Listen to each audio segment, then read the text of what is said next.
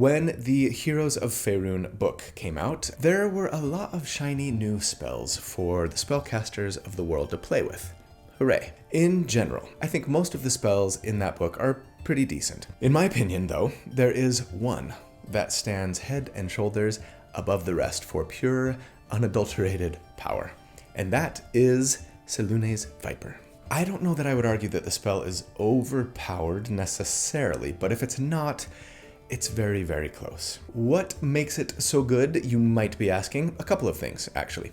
First off, it gives you some temporary hit points, that's nice, and more importantly, can potentially incapacitate an enemy every single round. That's also nice, but not particularly unique among control spells, right?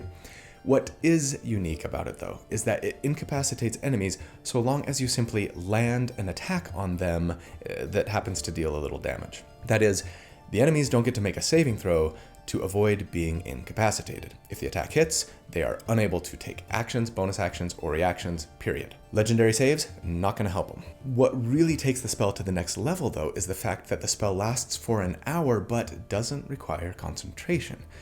And using the spell to lock an enemy down every round is something that you do with your action, but it doesn't require you to, cast the spell every turn or anything, meaning that if you had a way to do it, you could potentially be casting spells on your turn 2 for additional control. You could be using your concentration for control, using your bonus action, etc.